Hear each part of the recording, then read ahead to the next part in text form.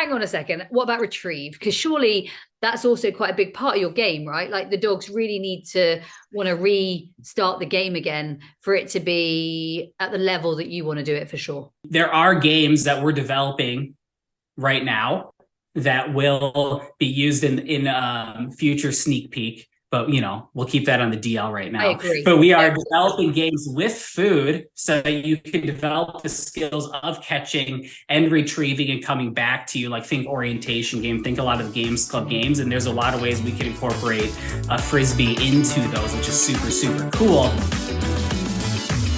Welcome to the Absolute Dogs Sexier and Squirrel podcast. I'm Lauren Langman. I'm one of the world's leading dog trainers, and it's my mission to help owners become their dog's top priority. In each episode, you'll discover how to gain trust and communicate with your dog like never before, creating unbreakable bonds that make you the most exciting part of their world.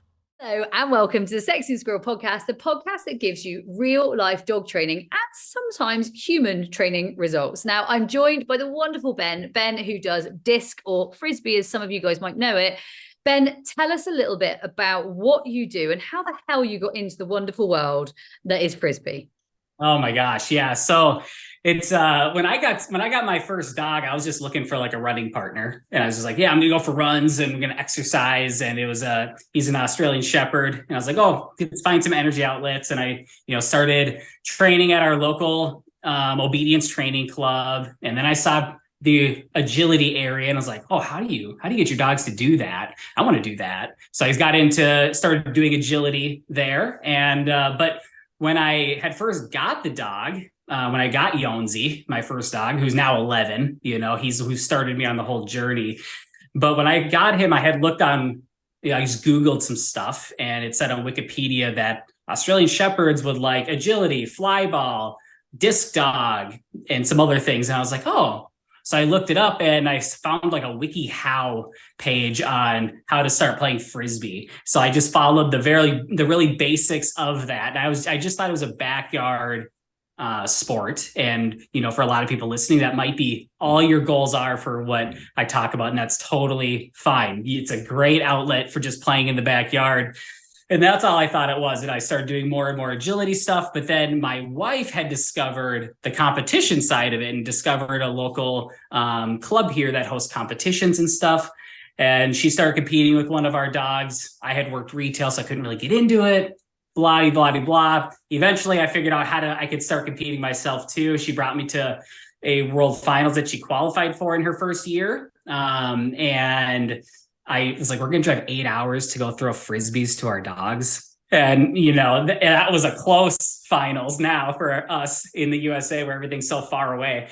Now we drive, 17 hours if we need to. We'll go anywhere we need to go to a finals. And it's kind of our big thing now. I've podiumed in the top 3 at international finals 4 times. My wife has once. We won multiple state championships here, and it's just turned into this whole crazy thing that I never would have expected I'd be in if you would have asked me this, a decade ago. If I didn't start this sport until 2017, the spring of 2017, in a competitive way, and then I just became obsessed with it. So it is crazy, isn't it, to think about it? Now, I know you've also got a daughter. Tell us a little bit about her, and what does she do while all of this is going on? Oh my gosh. Yeah. So we have, she'll be 2 in March. So she's coming up on 2 years old, and she loves it. We have 8 dogs of our own, and she's very dog savvy for a toddler. And she just absolutely loves it. Her favorite thing is, watching the dogs go for long throws. I would say that's like her favorite thing, is she just giggles and laughs. She picks up things and just kind of goes, just throws it onto the ground. We're definitely not going to push her hard on it. Just whenever she decides she wants to start doing that stuff. She's way too young, but we're obviously experimenting with, do you want to throw this? I love that. You're going to create the first world champion disc thrower, 3 years old. She's going to be able to throw a disc, because it's one of those mechanical skills, isn't it? That it's a bit like agility. I was, and this is something I love about what we do with Pro Dog Trainer and Absolute Dogs and all of what we do. We really celebrate each other as dog trainers. We really celebrate each other. And I think that I celebrate your skill I love your skill. And yeah, I know I was working with a trainer yesterday, lovely Linda. She's amazing. She's an obedience trainer. She's one of our team, just like you. And then I was working with the week before, wonderful Dave. He's a search tracking scent work specialist. I loved working with him. Like, we can celebrate each other's mechanical skills because they're all different, right? Like, I know I can do agility like that. I don't even have to think about it. It's just completely unconscious competence, really. So I'm not even aware of it. Like, I'm just able to do it. And the same for you with your disc, right? Like, this is a learned skill now. It's a learned skill, and it, I think the biggest drawback, there's a couple like things that hold people back from getting involved probably. And one of the biggest things is, there is at least a little bit of human athleticism involved because you need to learn the mechanics of throwing a disc. But there's a lot of people who aren't like super athletic people who learn the mechanics of throwing where I need to throw it to, and you can still be successful in a competition setting, or just using it as a reward for playing with your dog exercise wise, or a reward for agility, but there's still mechanics you can do to keep your dog safe, to throw it in a way that they won't jump and land in a way that you might think is unsafe, which is the other thing that holds some people back, because they think it might be an unsafe sport. But any sport could be, a lot of sports could be unsafe if they're not, practiced properly, and agility people are definitely people who focus a ton on safety in dogs, but so do the people who are competing at a high level in disc dog, just like high level agility people are doing the same thing. There's ways to keep them safe. I would be concerned for me throwing. I really would. Like, I am the most terrible person throwing. So how do you start if you want to do this and you want to do this well? Because that, for me, when you say to me throwing, I'm straight away like, oh dear Lord, you haven't seen the level of terrible throwing. Like, I am good. My transitions are good. My mechanics are pretty good, but throwing a Frisbee or a disc, oh my God. Yeah. And since obviously most of these people are going to be listening, I'm going to try my best to describe it. You definitely, you hold the disc, but the big thing, if you're just trying to figure it out for yourself, is one, you might want to practice without your dog a little bit at first, even though that's not very fun. Just figure out like, hey, can I throw this, not that far? Just pop it out there, just throw it. I'm trying to think measurements. Like for me in the US, I'm not, can I throw it 10 yards is what I was about to say. I'm like, I don't know if everybody knows what that even means. The American audience will know what I'm talking about. But can I throw it, 10, 20, 30 feet, or that be fine in meters too? Can you throw it, just pop it up the Frisbee out there in a safe way? And you want it to be not overly wobbly. If it's super wobbly when you're throwing it, it needs more spin to it. You need to pop your wrist a little bit more if we're just talking about it. So you need to just get a little, it just takes a little practice, and you want it to just fly without a ton of wobble. But just so you know, when you're new to it, it's going to wobble because you don't know how to spin it, and that's okay. It just takes practice. But if it's overly wobbly, they're going to have a hard time catching it. It might be a little defeating. So what you should actually do if you're just getting started is don't throw it in the air, roll it on the ground. Okay. So then it's like they're chasing a squirrel. You want them to chase down that sexy squirrel, grab it, and bring it back to you. And that we want to unlock kind of that prey drive, that fun, that chase. And that's what we turn the Frisbee into. We want them to learn to track it. So you roll it on the ground. So it's like, that's why dogs like balls so much, is because they're moving. Throw a ball, it's in constant motion. If they miss it, they hit it, it rolls over that way, they go grab it. And it's a kind of this fun, live, moving object toy. And that's what we want to turn the disc into. A lot of people throw the disc, it hits the ground, the dog goes boring and leaves. So you want to roll it, play tug of war with it, make it really fun. And then once they start grabbing it as it's rolling, then you can start exploring, like throwing it in the air. But if you throw it in the air with a brand new dog, they're probably going to get bored. They're not going to think it's very fun because they're not going to know how to catch it out of the air yet. So tell me, Ben, because obviously now I'm down with throwing. I've listened to all of your expertise advice there. I'm literally going to be an expert roller, bowler, thrower. Yes. Yeah, I'm going to be great. I've learned all of that. Hang on a second. What about retrieve? Because surely that's also quite a big part of your game, right? Like the dogs really need to want to restart the game again for it to be at the level that you want to do it, for sure. Yeah. And, even before we go, there are games that we're developing right now that will be used in future sneak peek. But we'll keep that on the DL right I now. agree. But we are developing games with food so that you can develop the skills of catching and retrieving and coming back to you. Like think orientation game, think a lot of the games club games, and there's a lot of ways we can incorporate a Frisbee into those, which is super, super cool. Now, if you're just like, I want to play with my Frisbee though right now, I want to go outside and see if I can just start building a retrieve. There's so many different ways to do it, but there's games that I've been playing for years that are very similar to like a funder or an orientation game, or a lot of games where your dog is coming back towards you and sticking with you, where you just want to throw or roll the Frisbee, just not super far away from you. So it's really easy to get their attention. So right when they grab it, or right when they pick up that disc, you can make like an attention sound or start maneuvering in another direction. But what I would recommend above all else is you have another Frisbee in your hand. Okay. So they get the one disc, and then you maybe make a sound so they turn over to you. But a lot of times, if you've been playing focus games with your dog, they're probably going to want to check in with you. And the moment that they do, you flash that other Frisbee for them, you start shaking it, making it exciting. And then you can cue your drop or your out, whatever you want it to be. The moment they drop or out it, you roll or throw the Frisbee in another direction, kind of like orientation and back and forth. And they'll start to retrieve and bring it to you, drop it towards your feet, and go for the next one. So it's kind of this live action game. Yeah, and I love that because for those who don't know, that Ben's actually one of the trainers on our Pro Dog Trainer team, which is really, really cool. I agree, Ben. Like some of the games that we're learning, teaching, working with.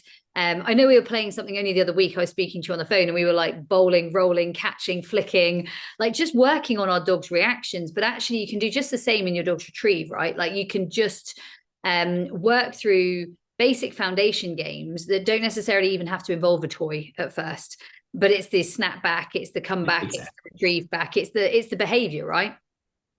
Yep, that's what it's all about. You want them to focus on you, orientate back to you, and be connected with you, because when a lot of times you're not in, you can play Frisbee inside, but typically this is something that always like throws off a lot of people from other sports when they come into the disc dog world. They're like, oh my God, most of this is outside. I don't know how it is in the UK, but most agility here is inside.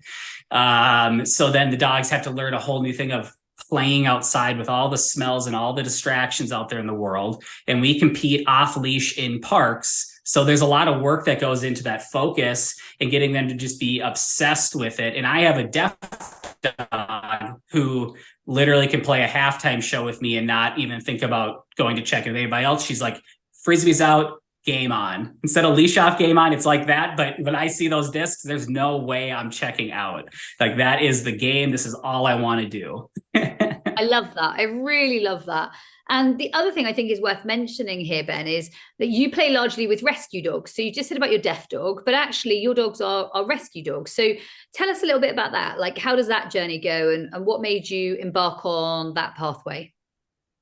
Yeah, my first dog that I got before my wife and I met, and we met years ago, 9 years ago, just 9 years ago, we went on our first date. And he was just about 2 at the time, or right around, I think he was 2 years old. And I got him from a breeder, and she had Zoe, who will be 10 in March. And Zoe is an amazing rescue dog. She is a hound terrier mix. I guess she has a little cattle dog in her somehow. Did one of those DNA tests, and it was just the most super mutt dog you've ever seen in your life. And people have even described her as like the most random dog ever, because she just doesn't look like your prototypical sport dog. And she barks like a hound while she's playing. We just have fun with it. Doesn't bug us. Might bug some people. We don't care. We love it. We just love that she's happy. But anyway, so she was Anna's first dog, my wife's first dog. I kind of stole her from her in playing freestyle, which is the dog tricks and stuff, while she focused on our deaf dog Aquila in freestyle. So those were kind of our two main beginning dogs. And, Zoe and I finished second place in freestyle at the international championships in 2021. and she was, I think, 7 or 8 years old at that time. And it's just crazy that she can compete with any dog of any breed, a bunch of border collies and all, like that's probably the most common, breed that you see played in sports, and same in disc. She's out there, the most random mixed dog ever, but just super into it, has her own style of play that's completely different than any of the herding dogs out there playing. Like I play with a lot of cattle dogs, but Zoe is a totally different type of dog, and she can still compete because that's what's cool. You can have different types of dogs, but they play with their own style and they can still do amazing things. And I think it was just my wife's journey mainly. And we kept accumulating fun dogs because, she just loves rescuing dogs. Is kind of the thing her mom did growing up. Her mom would just show up to her house with a dog and say to her dad, she just show up from the shelter with another dog and hope it worked out. I love it. I love hearing about it. And I suppose tell us a little bit then. You just touched base on cattle dogs, and you have a few. I apologize, Brave's climbing all over me. You have a few cattle dogs or cattle dog mixes. Tell us a little bit about them. Oh my gosh, yeah. So I think a lot of people are scared of getting a cattle dog. Most of mine are. People call them. I hear so many people say, "Oh, that's the terrier of the herding dogs." I hear that from like every herding dog that's not a border collie, though. I feel like people say it. There's a lot of coolies, Australian coolies here locally that play. People call them that. I think every dog that's not a border collie, people call I don't know if that's true. They call them the terrier of the herding dogs. But I love cattle dogs. They are just, oh my God, I just love them. They have a lot of bounce. They have a lot of try. They're just connected with you, just like most herding dogs are, but any dog can be that way. I love them because I just love their spirit. They are obviously pretty mouthy. When you're starting off with a new one, you got to make sure you don't get, bit in the butt. As you're showing them, here's what we're doing. I remember we adopted Susie, who I play with. She also finished as last year at the international championships. Her and I finished second place in freestyle together. Wow. So Zoe was in 2022, and then 2023 Susie and I did. So I finished second with 2 different dogs. And Susie's I remember when we first adopted her at 16 months old, though, around COVID time, right before lockdown hit, my wife drove down to St. Louis and picked her up. And I remember her playing disc with her like in the first week and just getting bit in the butt. He was running around. She wasn't ready for that amount of excitement coming from just a normal family home. And she's a farm dog. And she's like, hey, I'm supposed to bite a cow. What am I hurting here? What's this Frisbee stuff? She just had no idea. We focus on the foundations. Here's the game. Here's what we're doing. It's not a thought anymore. But that's always the risk of a cattle dog running around with them. You're always wondering, are you going to maybe get nipped in the butt? But so how I love them. How Ben of like games from Games Club and what we do with Pro Dog Trainer, how is that fitted in? Because disc is one thing, and then you're like talking about games, and I know you are the best game player and you absolutely get the games and you're so on board with it all. How does it work?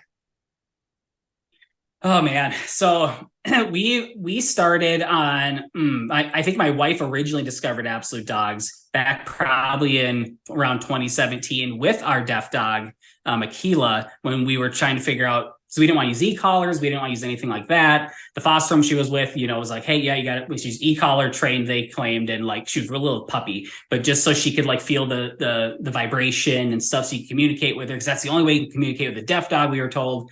And we didn't want to do that. We were becoming dog trainers ourselves, and my wife was starting her dog training business. We want to do all positive reinforcement stuff.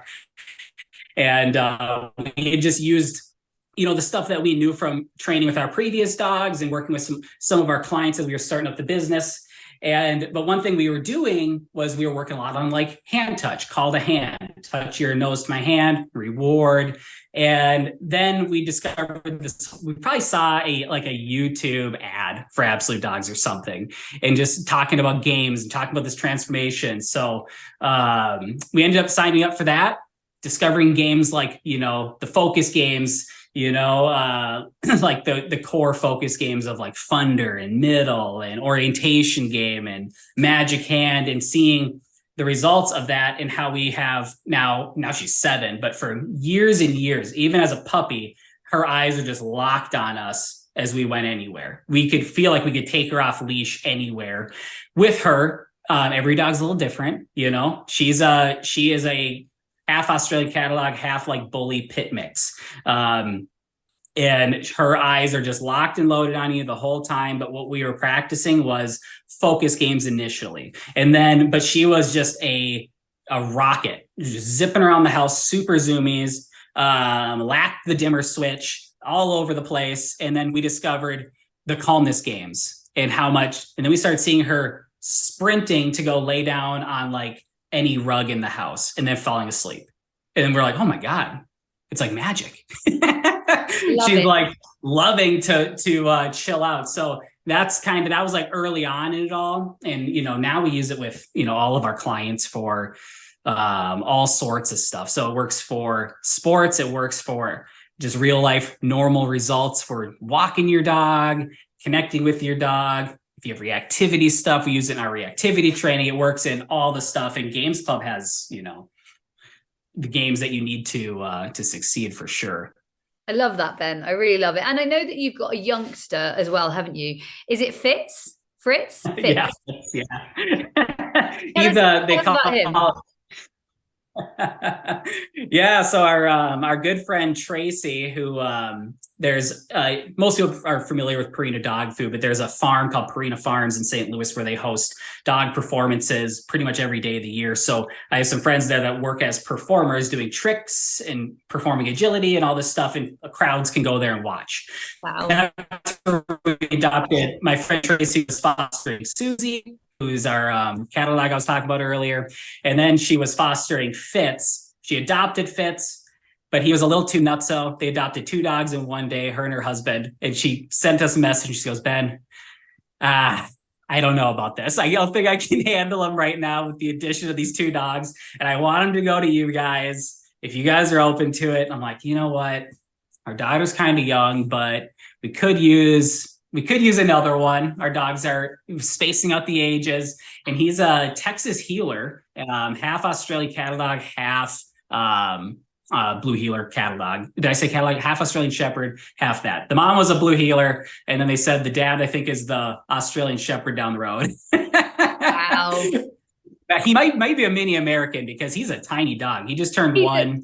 He looks to me mini American. I look at him and I'm like, he looks mini American. He looks mini American to me. I look at him and I'm like, he looks like a bit of a classic or a Katie. And I look at Katie and I think, oh, Katie would suit you guys so much because she looks the same as him when you're training. So tell us how your foundation starts with him, Ben. Like, how does it look for him?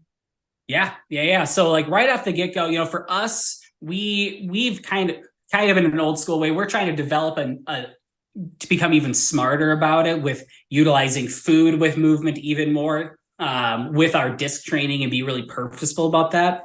While before we always thought about that as like, hey, we're just building focus, which has a direct impact on it. But I'm trying to think even more about how can we incorporate food and daily food allowance that has disc skills really in it. So those are the games we're developing right now. But when we adopted them, you know, probably about 9 months ago or so, we brought up the Frisbees right away, but we start with soft ones. So like fabric, we're not using the plastic ones that we use now.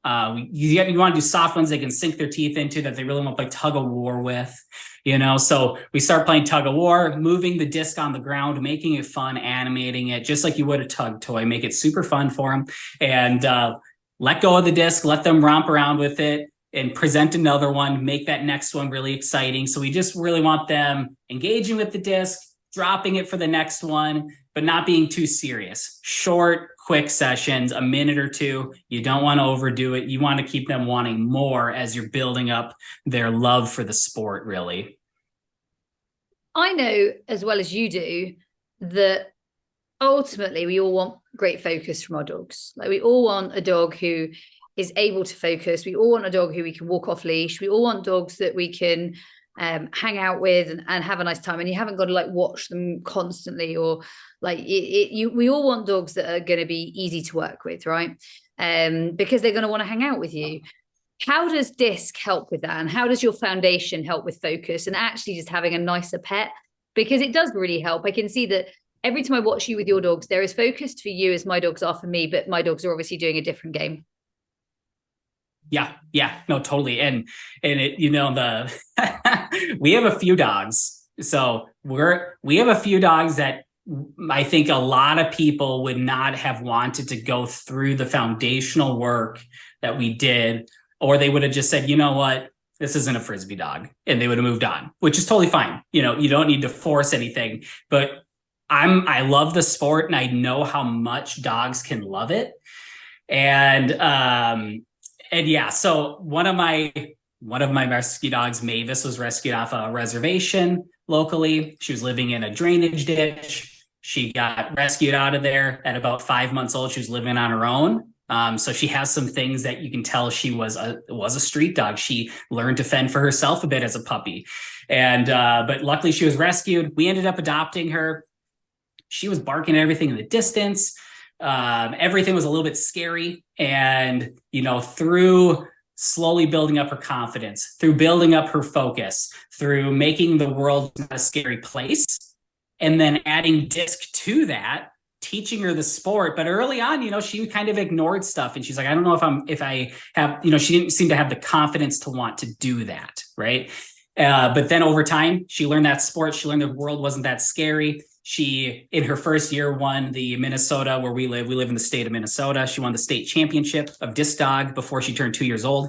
And we just performed at an NBA basketball game doing jump rope with her, right? So she has learned the focus, learned the love, and built the relationship through it, because we're playing a game that we love as humans. So if you love the game and then can gently guide your dog to love another thing too, I think that's huge, because you kind of have to be connected with it together. And you want to find things your dog loves. And there's so many ways to just build love for playing with a toy. And one of our other rescue dogs that my wife just really wanted, her Betty, she's the cutest thing ever. We were fostering her, decided to adopt her. She had zero interest in a toy, zero. Didn't care. Only toy she would like was a flirt pole.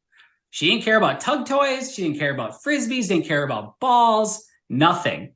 Now, she's not a highly competitive disc dog, but we taught her through marking, just touching the Frisbee with her nose, and then rewarding on the Frisbee. Yes, or click, whatever you want to do. Marking it, putting a reward on there, then worked up for picking it up. Then work towards her picking up and turning towards us, and then grabbing it and all this stuff. And now she plays Frisbee. She's obsessed with the ball. She's obsessed with toys. But early on in her life, the first year, it was just a grind of slow build up. And now she has a sport she loves and a reward that she loves, and she'll play ball or Frisbee pretty much anywhere, but just maybe not at as crazy of a competitive level as some of our other dogs. But a lot of these listeners, that's not even your goal, right? Like, we're just trying to have fun with our dogs. And she now has an outlet and a relationship, a thing she can do with us to build the relationship, build the fun, and just exercise and have fun. So you can do it pretty much any dog. That's massive, isn't it? Like, the majority of people have a dog so they can exercise. I was speaking to a client yesterday, Ben, and they were basically like, I can't let this dog off lead. I'm not having fun. I don't actually enjoy owning this dog. And help. And I think that's such a big area for people. Now, I know, Ben, that you are really brilliant. Blink, come over here. Blink is having a great time. She's in the scent square. I brought a scent square upstairs to train Brave, but Blink's thinking it's all about her. I know that you're very passionate about your dog training, but you're also working with, like I said, you're a parent of an almost 2-year-old, and you're also a doggy parent of a deaf dog as well. Now, if I was to say, are you up for coming back again and let's chat being a parent and having multi-dog household? Or if I was to say, how about let's tackle deaf dogs? Are you game for a second round at Sexier and a Squirrel podcast? Oh, of course. And before we head out of here, because I think that's a really nice intro to this, before we head out of here, if you had one piece of advice that you could share to our listeners, what might it be? Just being off. I do a lot online. I'm big on social media. I see a lot of stuff on there, and I see a lot of dog parents going through things with their dogs. And I'm sure a lot of these listeners are seeing stuff on Facebook, Instagram, TikTok, anywhere. And you might see the things I'm doing with my dogs. You might see the things Lauren's doing with her dogs in agility. You think, how can I ever get there? How does that even happen? I'll never be that good.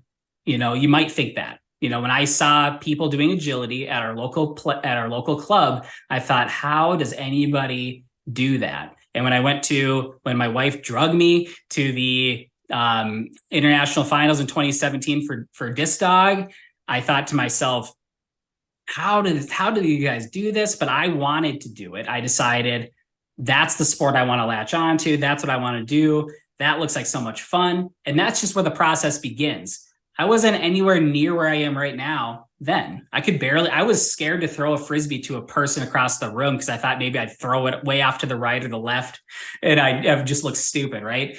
But we all get better over time. People comment, wow, your throws are so amazing. How did you do that? With practice. But you're doing your best with the info that you have right now. So that's the biggest thing to remember, is that you're doing your best with the information that you have right now. Your dog doesn't know that you don't know what Lauren and I know, but through playing games, through just interacting and having fun with your dog, you're going to build that.